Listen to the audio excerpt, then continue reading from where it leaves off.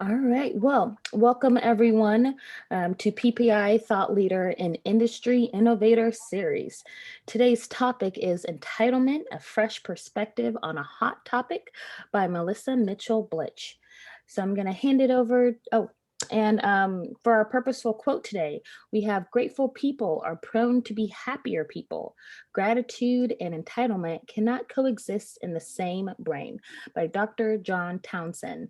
We also have our two book recommendations, Entitlement Cure by Dr. John Townsend and In the Company of Family by Melissa Mitchell-Blitch. So I'll hand it over to you guys now. Well, Thank thank you, you, Dr. Leandra.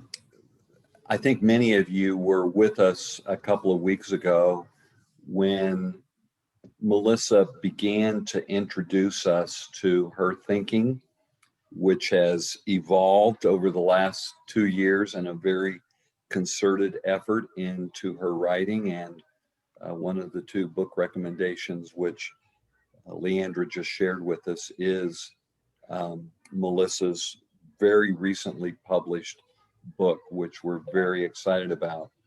Um, I think that today's topic, Melissa and I got together, put our heads together, and began to reflect about how we might extend on the webinar that we did several weeks ago.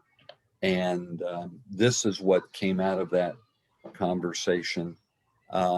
I think if you reflect back, those of you who were at Rendezvous in 2019, those of you who participated in Rhonda Zoom 2020, we had a number of wonderful sessions that explored this topic of entitlement. This conversation is going to extend. I think it's appropriately titled. It'll give a fresh perspective to what may be one of the most common, most charged and judgmental words that we encounter in our field, and that is the word entitlement.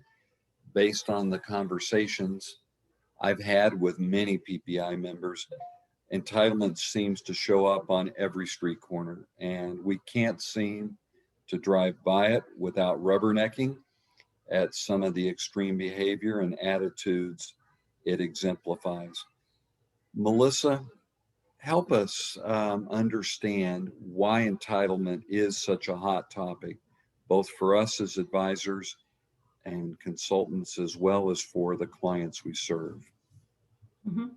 Thanks, John A. Well, I just want to say, as we read the responses to Leandra's question of the day, the icebreaker of what do you want to be most famous for, there was a lot of warmth and care and all kinds of synonyms about, the sort of person that people wanted to be famous for, the sort of person that they were. And I love that that's the type of folks who are drawn to this conversation today, because that's what we need. We need to bring love and patience and acceptance and grace to this hot topic of entitlement. It's an emotionally charged word. It's an emotionally charged topic. It's used in a variety of ways, but I've been playing with the word. Can I find a sentence that has entitlement in it that doesn't, for me, feel like it has any negative charge to it? And I haven't been able to do that. Even if we think about, I am very much for helping people give a hand up. And so you could say some of our governmental entitlement, programs are meant to give a hand up. But even when I use entitlement in that sense, helping others, it's still, there's just something about that word, at least in my life and maybe in our society, where that word is self, it's just a trigger. And so it's good to know that. It's good to, emotional intelligence is being able to identify, understand, and manage our emotions. And so it's helpful just to have an awareness. This is a hot topic. This is an emotionally charged word. And to know what sort of just natural tendencies and reactions stir in us so that we can then seek to manage them. Because you can't change a reality you deny or don't know exists. So first of all, we start with awareness. But why, to further answer your question, John A., why do I think entitlement is such a hot topic? It's because at its core, it suggests that someone's getting something they didn't work hard for. They might not have even worked for, but they are going to get some sort of benefit that they didn't earn, they don't deserve. And that just tends to kind of get to our core of our wiring. We don't like that, because when that happens, somebody's picking up the slack, whether it's love, patience, time, money, care, forgiveness. Someone else is picking up that larger share of those things, so that the person who is behaving in this entitled way or thinking in this entitled way can continue to go about their life, with that mindset. Someone is picking up the slack. And we much prefer if it's not us, and if everybody kind of carries their own weight. So again, I think it's just inherent, a hot topic, and hopefully if we can be intentional to start to change some of the way that we think about entitlement, that can help us manage that reactivity better, to be less judgmental, to be more passionate and patient and forgiving. Candor, Kathy's word, wanting to be famous for candor, to have candor and be honest, but to address these experiences of entitlement in a much more constructive way. That's the hope. Thank you, Melissa. You have prepared some great polling questions, and I think Leandra's helped you kind of put those together. I'm going to get out of your way and let you guys share those with us, but I did put a shout out in the chat box encouraging everyone to not only respond to these polling questions, but to feel comfortable raising your hand and opening your mic and sharing your thoughts with us. So Absolutely. Here we go. Yep, and we're going to start that process in this way. And I'll say, Tina Lovejoy facilitated one of those breakfast talks at Rhonda's Zoom this year about entitlement. It was well attended. It was a great constructive conversation. And so again, Johnny, that's one of the conversations within our community that we're wanting to pick up on and continue. But again, I put this warning up here. It's a hot topic. Let's proceed with caution, but one of the ways to proceed with caution is to know internally what our natural tendencies are. So, disclaimer, the next couple of questions and response options are worded poorly because we want to get to that unconscious bias. Hopefully we can manage that and be more constructive, but the question is, what is your unconscious bias? Question number one, do you tend to blame the quote unquote entitled person, or those that you think have enabled that behavior? And Leandra, can you tell folks how to vote and then how to participate, open their line in just a minute if they want to share thoughts? Yes, I'll go ahead and pull up that slide up.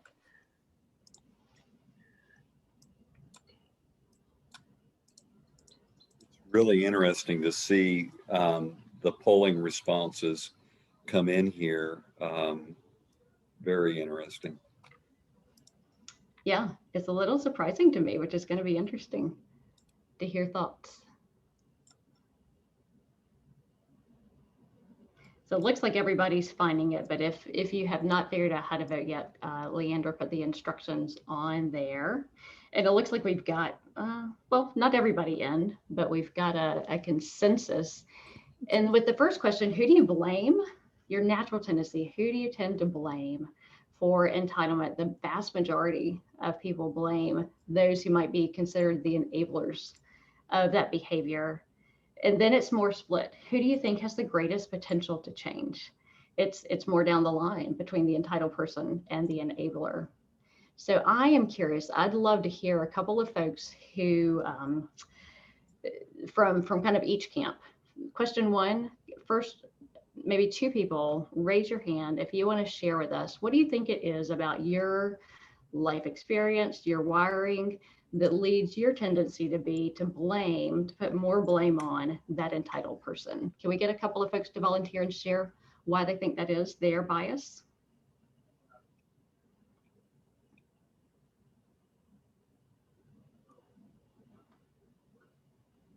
Okay, great. We have we have two hands up. Awesome. The first one I saw go up was Marlis Jansen's hand, and I believe your mic is open, Marlis. Please, what are your thoughts? Okay, so my thoughts are that parents frame the world for children, and that they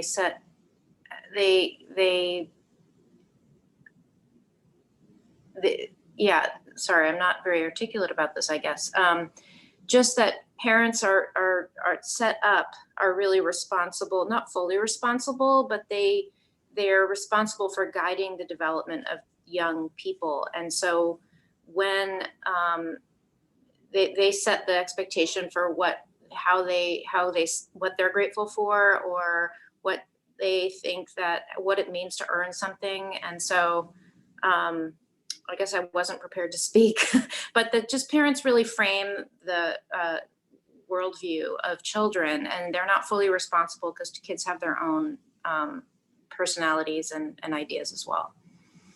So Marlise, just to clarify, and thank you for talking off the cuff about your bias. To me, it sounds like from hearing your description, you're one of the 16 folks who put more of the blame on the enablers because the family kind of set up that environment. Is that correct? Yeah. Okay. Fantastic. Thank you for sharing that. Let's go to the next hand raised and see which option they voted for. Lindsay, your mic is open. Okay, thank you. So I had to be honest, and I usually would blame the person who's acting entitled, even though I think after looking at the situation, I can see that the enablers are certainly a part of that problem. But I think the entitled person tends to attract more attention. They're the ones who are acting in a way that seems very, that seems maybe sometimes hard to understand, or in a way that's really not productive, or sometimes can be, what's the word I'm looking for? Interfering with the process that you're trying to work on. So. It's easy to put a bullseye on them and say, I see your behaviors, you are the problem. Exactly. And so your tendency is to say the blame is there because that's the person behaving that way. Awesome. Thanks, Lindsay. Who is next, Johnny? Grant Conroy has his hand up. Could you open Grant's line? There you go, Grant. You're now live on PPI. Thank you, and good morning, everyone. I voted for the enablers, but I think it really depends on the age of someone that you're sort of describing as entitled or talking about. I agree with the framework that parents give to children, and we're all products of our environment. So it could be enablers, could be the school system, it could be home life, it could be various different things.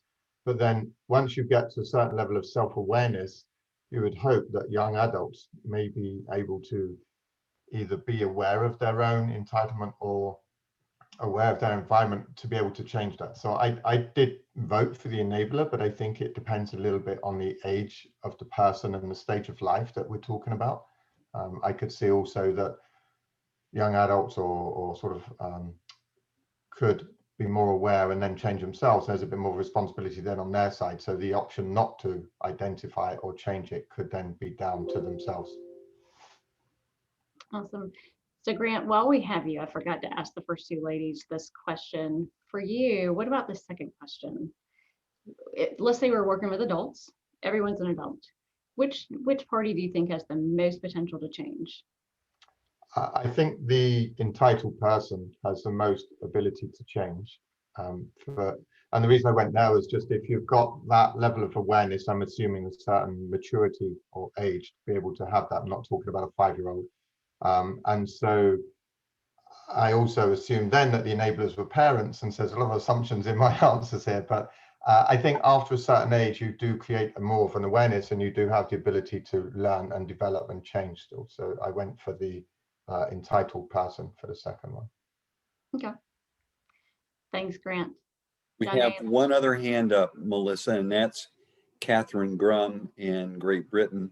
Catherine, just a second, we'll have your line open. It's now open, Catherine. Hi, everyone, and good evening from London. In relation to the first question, I'm probably now repeating a little bit of what Grant was saying, but my perspective was that we learn so much, and so much of our behaviour is a consequence of our upbringing, that therefore, again, making assumptions about the age of the participants, while you're a child, you have very little control over that, whereas your parents have a much greater degree of control. So that to the extent enablement is at least the ball has been started to roll while you're a child, and then the parents have the greater degree to control that. And let's roll that timeline forward to where now everyone is an adult. For which party do you think has the greatest potential to change? So I originally answered that in terms of the enablers, because my thinking was, well, if they're the ones who have created the situation, then they have a greater ability to sort of undo some of that work. But actually, sort of reflecting on it now, I think I perhaps changed perspective slightly, and expecting the enablers to change it requires both parties to change, because the entitled person also has to change. So it's not a direct consequence of the enabler. Something then happens for the entitled person to act in that way. So if you focus on the enablers, then it's, as I said, you've got both parties you're working with, versus if you focus more on the entitled person, that is easier to control or manage. Thank you, Catherine. I appreciate that language you said. Kind of our assumptions will direct our energy and our attention. And I think it's so important, in general, just to have that self-awareness. What are my biases? What are my tendencies? What are my assumptions? Because we can get in our own way of our work with clients, regardless of what we're doing, if we don't have that self-awareness and we don't check it to manage it. But thank you to each of you who shared your thoughts with us today. It's not easy to say, here's my biases, here's my tendencies. So we appreciate your courage and sharing that with us. I am going to finish the poll. This is new technology we are experimenting with today, but it was fun to get some involvement. So talking about any topic, entitlement, we all have kind of a felt sense of what that is. But Johnny, before we even go on, I just want to provide maybe a user-friendly definition that we can use. And I borrowed this from Dr. John Townsend, who wrote a book on the entitlement cure, which is one of my book recommendations. I really appreciate a couple of things about what he does in this book. And first of all, he brings a lot of grace to it, a lot of some science and research behind how it develops. And he speaks very little to entitlement in the context of wealth. And one of the reasons I like that, and you'll hear more about this as we talk today, is it just drives the message home. It's not, limited to the wealthy. We all have the potential to develop, an attitude of entitlement, to engage in entitled behaviors. So I do recommend that book. But the definition that he provides is entitlement is feeling exempt from responsibility and owed special treatment. So that goes back to why I said earlier, I think this is just an emotionally charged word, and it's an emotionally charged topic for that reason. Someone is going to get something, special treatment, even though they haven't taken the responsibility, done the hard work, fill in the blank in order to earn that. And that just tends to rub us the wrong way. Danae, I'll turn it back to you. Well, I think it's interesting, Melissa, that the Townsend definition isn't limited to the context of wealth. And I really do. I just want to put an acclamation and exclamation point around that. I frankly have seen entitlement pop up in what would not be considered affluent families. So it's pervasive. It's almost universal, and it is clear that entitlement comes in all sorts of shades and hues, as you've been talking about this definition of entitlement. I was reflecting on how in our earlier conversation to prepare for today's call, you had helped me see how boundaries might offer some fresh perspectives on dealing with the myriad ways in which entitlement manifests. So you've been studying this for a while. How has your thinking evolved, and what can you share with us about how we, share more about entitlement and how we might react or control our reactions to it? Yep. Johnny, I'm glad to. I want to give a partial answer, and then I want to kind of give a little bit more of a broad brushstroke if we can, and then come back to more specifics about that. But to give an initial response, entitlement is a boundary problem because it comes down to, as our definition on the screen, a sense of responsibility and who is fulfilling that responsibility, which is one of the key, elements of one of the key principles of boundaries is, each of us as individuals, adults who are able but have different degrees of willingness, we are responsible for ourselves. We have a responsibility to be responsive to the needs of others in our lives, but we're not responsible for that person, their thoughts, their feelings, their behaviors, their choices, their values. I'm responsible for me, and you're responsible for you.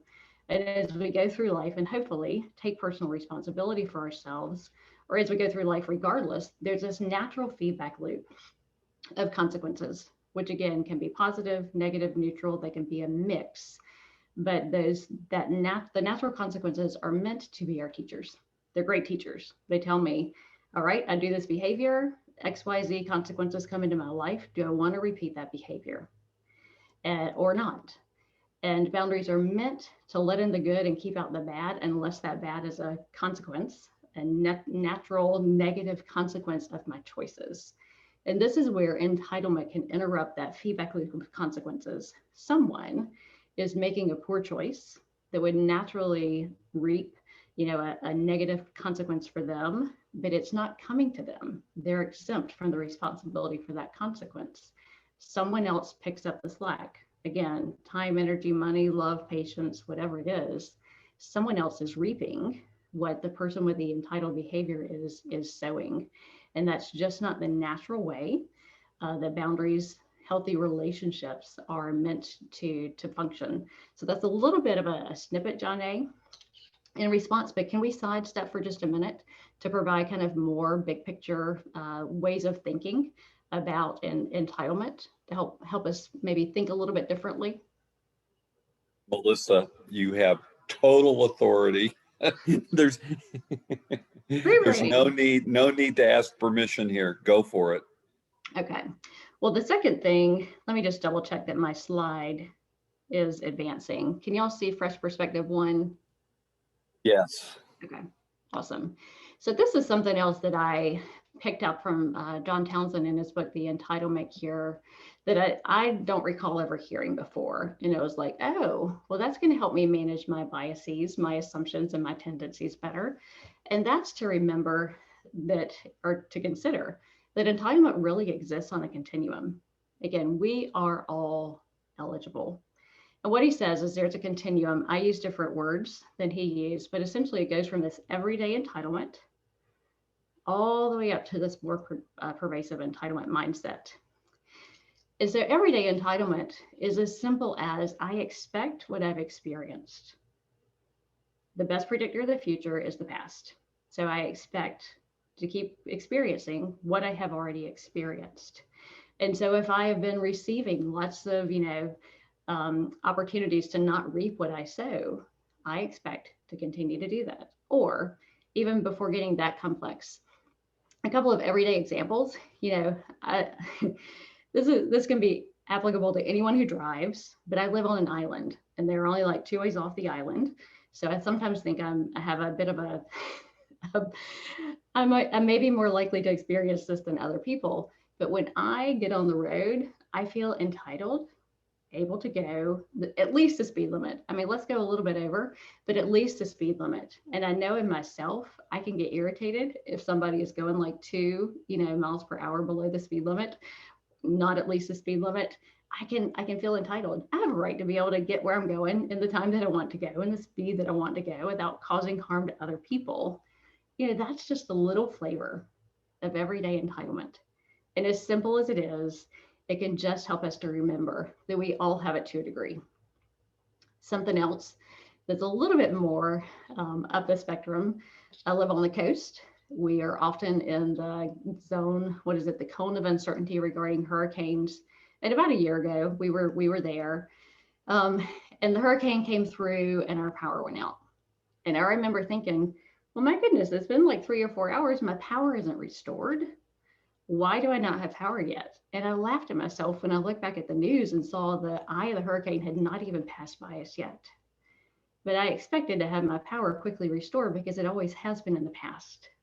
Again, these are simple, maybe simplistic examples, but let them sink in to remind us that we all are eligible.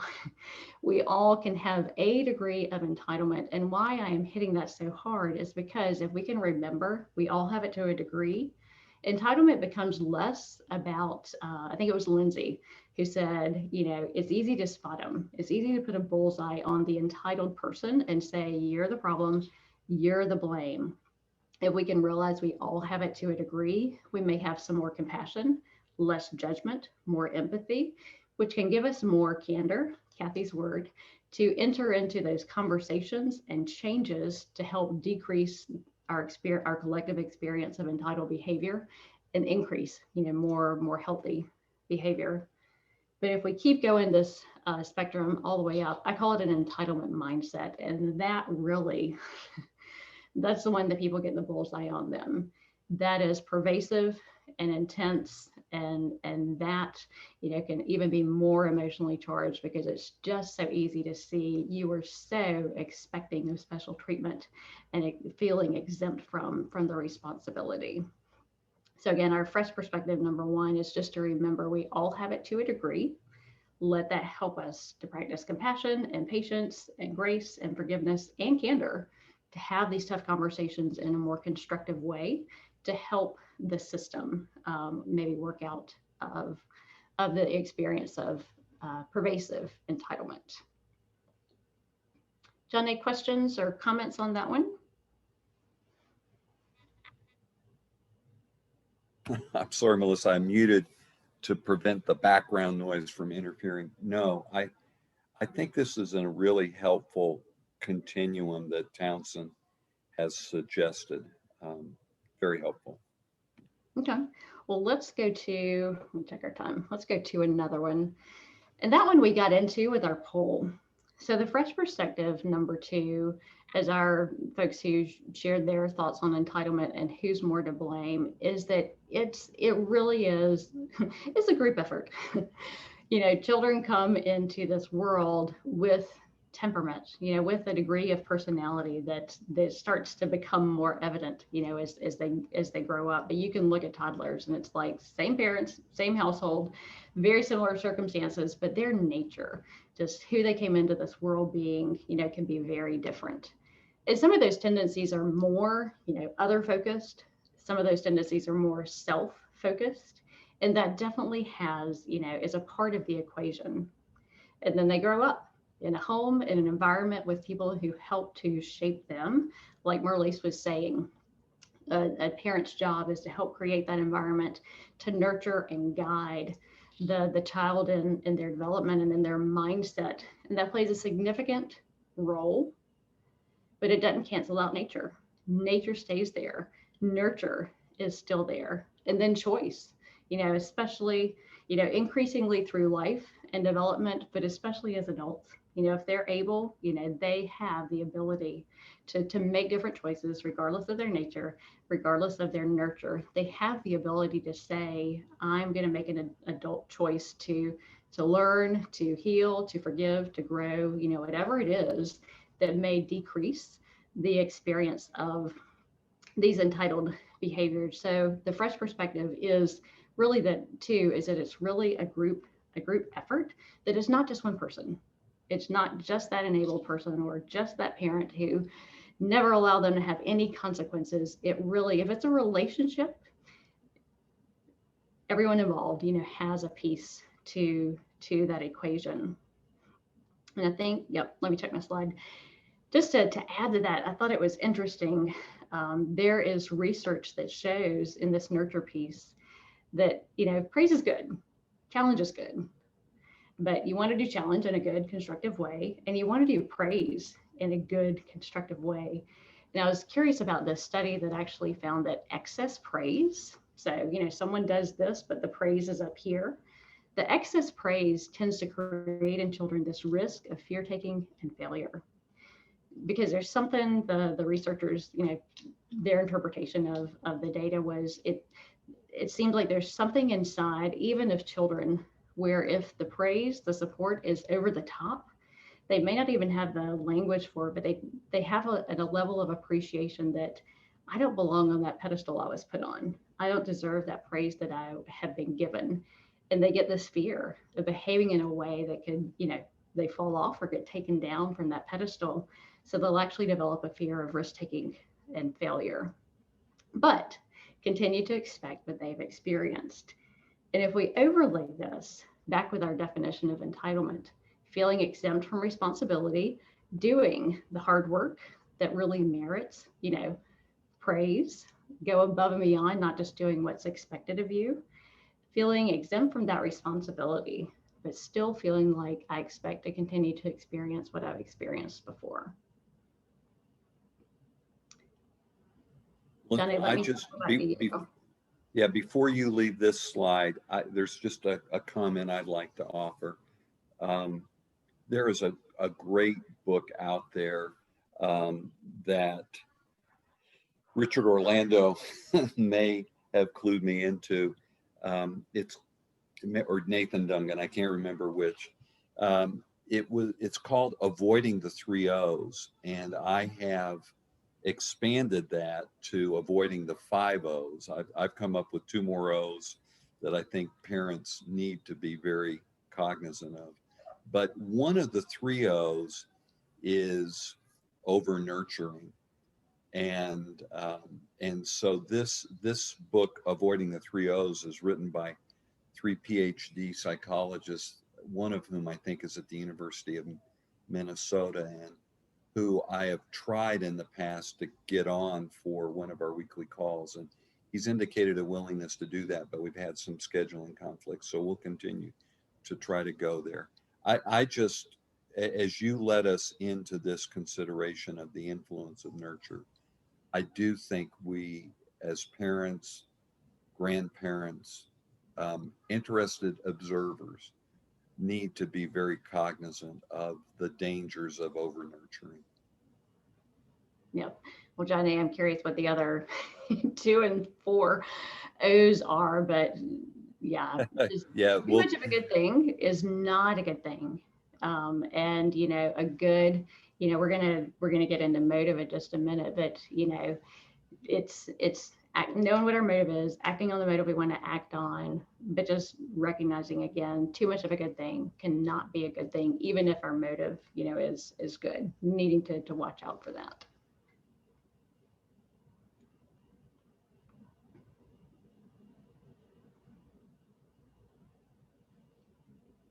Help us, Melissa, understand the power of choice that lies before us.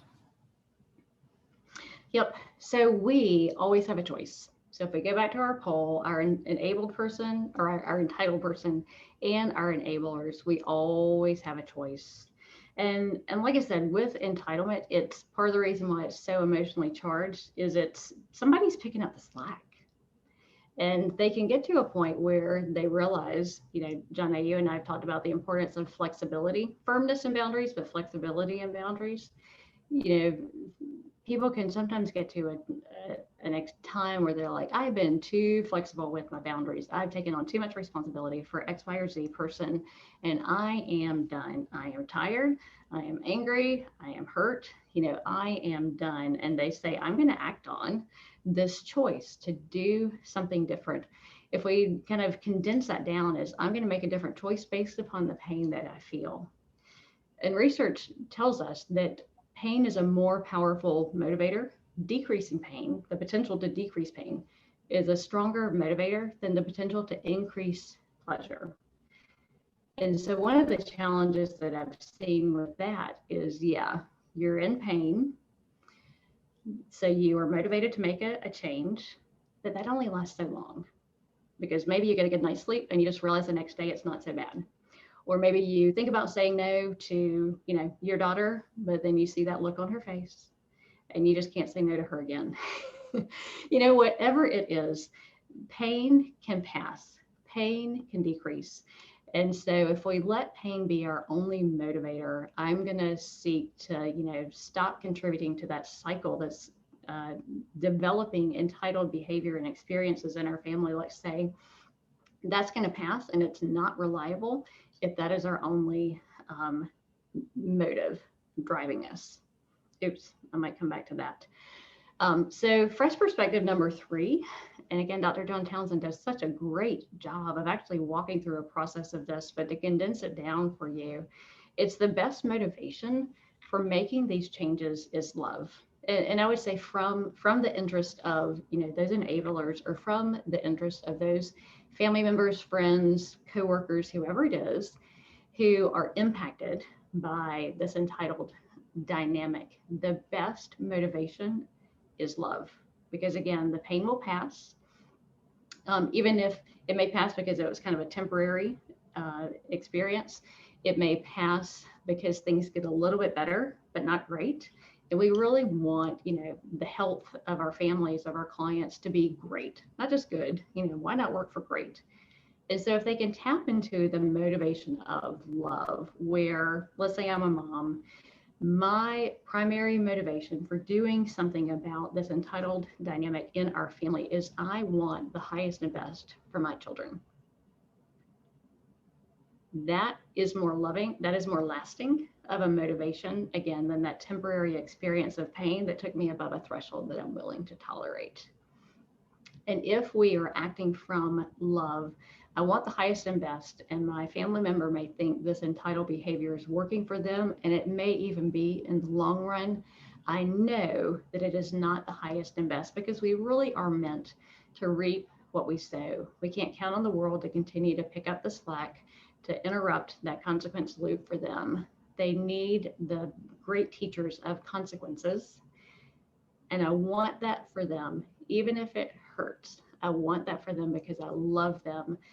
Love can be much more of a lasting, sustaining motivator to make the incremental changes over time that'll be necessary to bring more help in and less entitled behaviors, out of the family.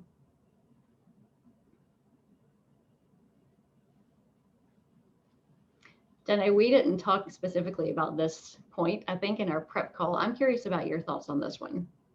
Well, I just love the emphasis on the positive motivation of love.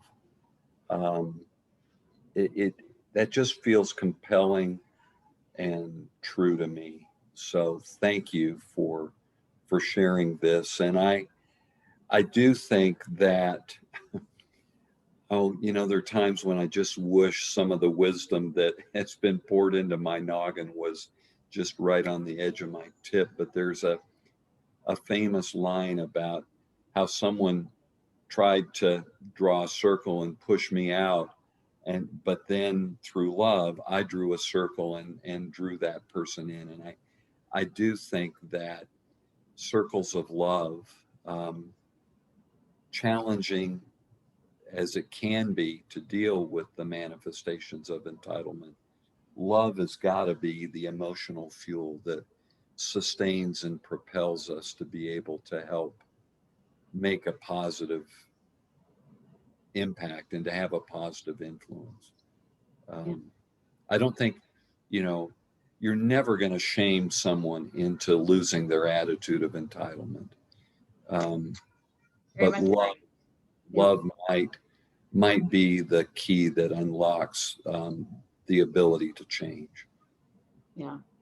I'm so in agreement with you. When we judge and shame, it doesn't help people change, typically. And to me, as I was listening to you share, John A, this took me back to that too much of a good thing is not a good thing. So someone could say, but I've been doing this behavior that's enabled the entitlement out of love. I wanted the best for them.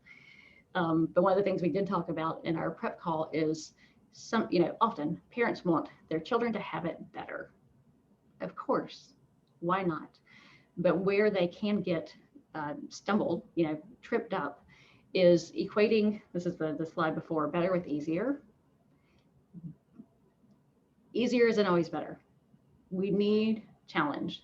That's how we develop self-efficacy. The more psychological term as opposed to self-worth or self-esteem is self-efficacy. I can do hard things. That is much more resilient and can lead people through, overcoming and moving through the hurdles of life, is if they develop that self-efficacy. So again, parents can often be, and loved ones, motivated out of love to make their loved one's life better, I'm sorry, I'm getting tired of myself, can be motivated out of love to make their life better, but to do it in a way that actually makes it easier to the degree that it's actually not helpful. It's not better. It undermines, their character development, their resiliency development. And so remembering to how to love well in a way that's constructive and supports them growing, as opposed to just making life easier for them, and in some ways maybe even make it harder or less good. That's awesome, Melissa. Thank you. We have we're beginning to run a little bit short on time, and it's been very helpful to get these fresh perspectives that you largely are drawing on from Townsend. But now, Melissa, I'd really like to turn into your writing and your work with entitlement. And it's clear from the conversations I've had with you, your thinking really has evolved on this subject and gone broader and deeper. I'd love it if you could maybe kind of share with us applications from your book, which I highly recommend, to this subject of entitlement. Jenny, I am glad to do so. I'll tell you, I'm curious. I've seen a number of comments come up in the chat, and we really wanted to make this interactive because there's so much wisdom in our group. Is there anything to bring from I think you've been monitoring that. Is there anything first to bring in from our chat? I would, why don't you go ahead, take a stab at kind of opening up this vein, and then there are a couple of comments that I will bring back in after you do that. Okay. Glad to. Well, I'm glad to finally really answer your question, John A. Haven't been meaning to avoid it, but I wanted our big picture thinking, because I think that's where the greatest opportunity, if we can kind of expand our mind of how we think about responsibility or how we think about entitlement, where the responsibility lies, where the opportunity lies, and watch out for our own biases, assumptions, and tendencies, then as professionals and even people, living in this world, then we're set up to have a more constructive attitude and approach to dealing with entitlement, both within ourselves and when we encounter it in others. So I wanted to spend most of that time there. But as I said earlier, entitlement really is a boundary problem because it's about responsibility. Someone not taking personal responsibility for their choices to the degree that they even reap the natural consequences of those choices. And responsibility and consequences are two, core principles of boundaries. Sometimes we can do that. We can contribute to, the development of these patterns because of really some myths around boundaries, myths around our right to have boundaries that we got into in the call got into in more depth in the October call. But one of those challenges that can lead us to not have the healthiest of boundaries at times is this, again, this mindset failing to recognize the difference between hurt versus harm. Hopefully we all, and I trust everyone on this call, we care about other people. Otherwise, we wouldn't be doing this work. We want to make the world a better place. We're purposeful in that way. So I think all of us could easily put up our hands and say, I don't want to hurt anybody. And that's a good thing. However, sometimes just the natural consequences, our natural choices, that natural feedback loop, things will come into our life that hurt our feelings, that disappoint us, that stress, that cost us money. And those aren't necessarily bad things. It can lead us, again, the feedback loop of consequences to say, is this a choice that I want to make again? And in that dynamic, often of parents wanting to help their children to have a better life, they make it an easier life because they don't want them to hurt. I don't want them to be disappointed, so let's give them a trophy. I don't want them, to be sad about, getting a C on that test. So let's just celebrate them. There's some good to that, but allowing it can be that truth, grace and truth, allowing not overly tamping the natural negative consequences so that folks can have a level of hurt that they can learn how to overcome, to grow, emotionally, mentally, relationally, because they have that ability to tolerate, a level of pain. Now, to put that into in a meaningful context, hurt is very different than harm. In the book, I use the easy example of, weight training. If I go to the gym and I up my weights, like by 5 pounds, I'm doing, upper body workout. I'll probably have some pain the next day because the muscle fibers are tearing, but that is, no pain, no gain. That is a level of hurt, temporary, minor, to lead to some growth in the muscle tissues. And that's the same way in life. There's a level of, discomfort, dis-ease, whatever it is, pain, that can be a natural part of the growth process. But it's important to differentiate that from harm. And harm is much more lasting. It's much more pervasive. It's much more damaging. So absolutely, we want to do what we can to protect ourselves and those that we love from harm. But hurt is just, can naturally come with the challenges of life. Johnny, I'm kind of getting long-winded. I want to pause and circle back with you before I go on to any of the others. I think, Melissa, not that you were long-winded, but in fairness, there are some great comments. I've been hoping. Let me just ask, because maybe they didn't see my response in chat.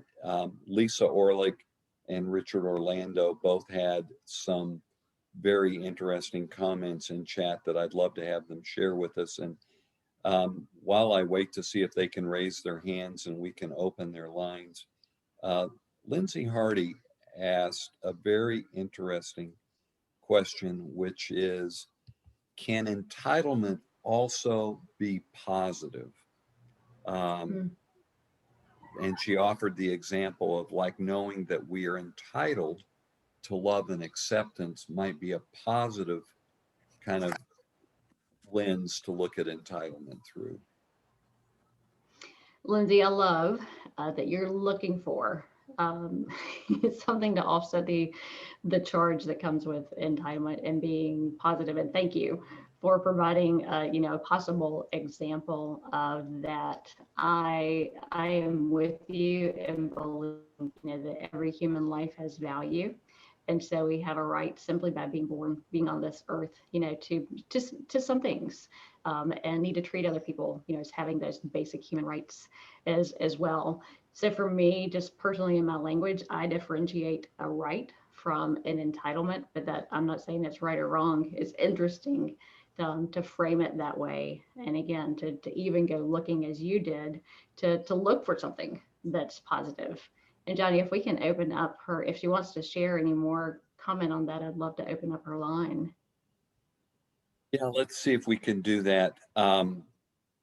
Lisa Orlick, we'll get to you in just a second, so just be patient with us here. And Richard Orlando, I'm going to come to you after we. Okay, and I am not. I think Lindsay had to drop. I'm not seeing her now. Well, she left us something to consider, and I'd love to find examples again to help open our mind as to where there could be some positivity here. But let's go on to some other folks that are still with us. It looks like I'm unmuted. Oh, there you are. There you are. Hi. I don't know that I had too much to add. I guess I'm also thinking about situations where it might be helpful to use the language of entitled to say, to really know that you've earned something, you deserve something, that that's not out. I'm trying to think of an example, like maybe you're a woman in a workplace and you're entitled to be paid at the same rate as a male colleague, for example. And so you could use a different word besides entitled, but I can just think of examples where it could be used in a positive way. And I really appreciate your perspective about how to be more empathic when someone is acting in a way that we label as entitled. I think it could be an interesting, group conversation, family conversation to just talk about that. What do we as a family, as a group think, each member is, entitled to, each member has a right to, each person has a responsibility for. It could be interesting just to have a conversation, not to split hairs about the proper definition, of a word, but let's just have a conversation around this to get the perspectives and maybe come to some sort of consensus about what we do agree. What we want to promote within the family or the group. Thank you very much, Lindsay. Let's see if we can get Lisa Orlick's line. I believe you're now open at our end, Lisa. Hi, Melissa. Hey, Lisa. So I was just thinking about the impact on dramatic change and unexpected change to the system or the family, and how much of it is contextual. So that entitlement can kind of expand, it can expand despite uncertainty. And I'm thinking about the circumstances where there's different definitions of need versus want, and different definitions of like what is the necessary and sufficient time to wait for something, as well as what is the access to resources infinitely extended? At what point did the boundaries step in for, okay, this is one step over? So it's just interesting. I mean, you've opened up my mind to think a lot about how does that get communicated in an expansive way so that a family or a system can begin thinking about change, especially during these uncertain times. I mean, thank you, Lisa. Your comments took my thoughts back to the context of wealth, which does bring its own unique challenges. Just because we can, doesn't mean it's best to. Just because we can now, as opposed to what you're saying, that delay of time, wait. There are definitely more inherent challenges when there is an abundance of resource and maybe an abundance of opportunity to decide, what is that best when you don't have to put the limits on there. You don't have to, the family members don't have to take as much responsibility as they would have if there wasn't so much financial resources. It definitely brings another, unique challenge to knowing what's best, knowing what's wise, and managing well the opportunities that are there. But again, it takes me back to just, it's so, what if we have a conversation as professionals, as a family member, to just talk about these, to hear each other and decide, how we want to shape and construct our life as individuals and as families. and then when it gets disrupted, like a huge disruption, where for example, wealth is completely, ameliorated by some business decision.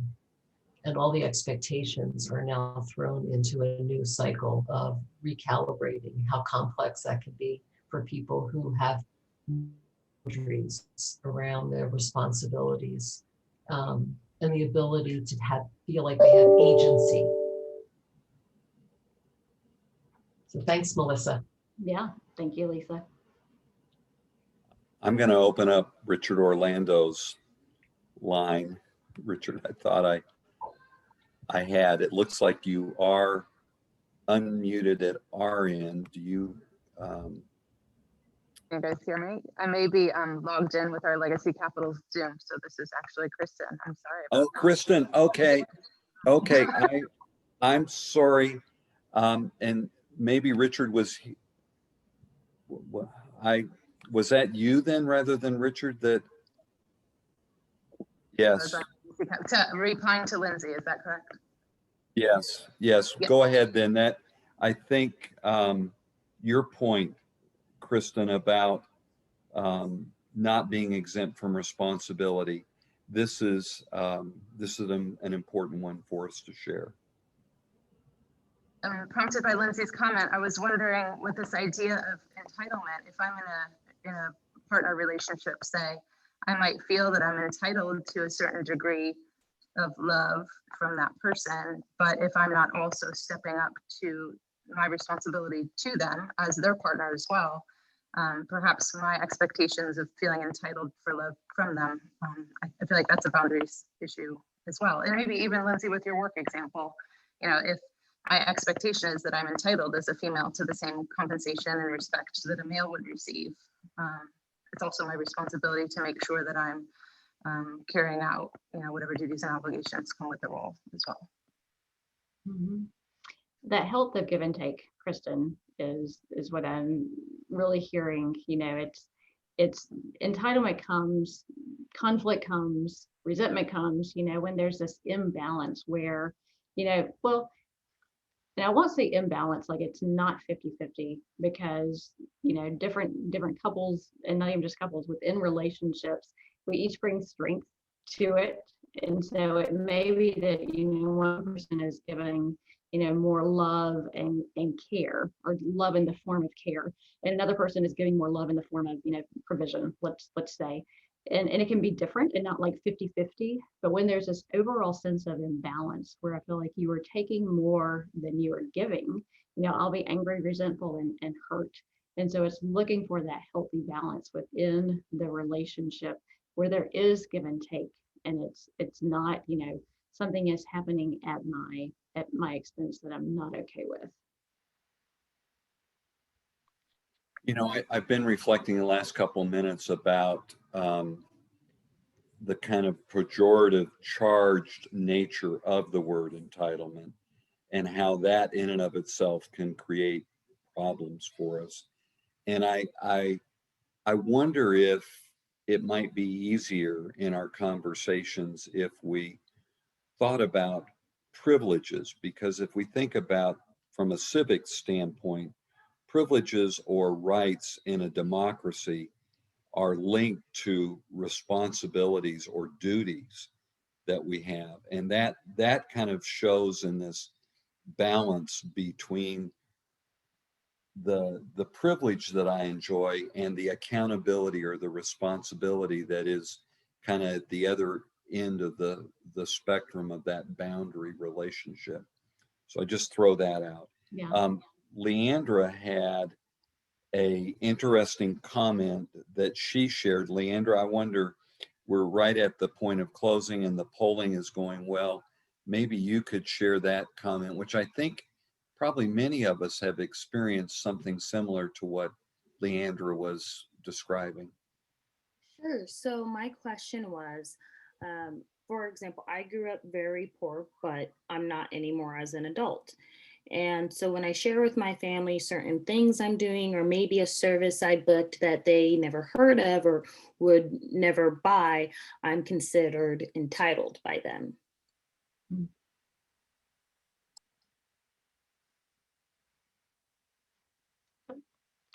So differences, you know, different values, which Leandra, I see your question and John, or your comment and John A's comment is kind of dovetailing together of what are the rights and the responsibilities, the privileges. It sounds like your family is like, well, you know, we never had that. And so there's some sort of negative connotation when you do something that's well within your means now, but your means are different. You feel judged by others. And that's the thing with an entitlement. It's that sense of, you know, us versus them, judgment and shame.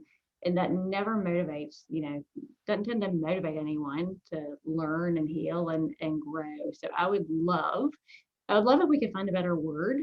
And what comes to mind is like in the addiction field, it's moved, there I go, old language, you know, calling it addiction to calling it a substance use disorder that has less emotional charge to it.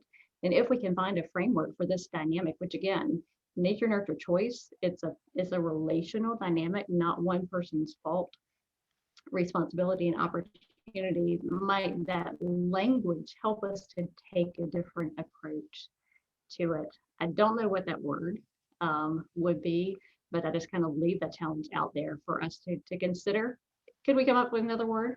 But if not, just to be very mindful of our unconscious biases, our natural tendencies, and our assumptions, to not let them limit us, limit our work with our families, and how we might be able to make a difference.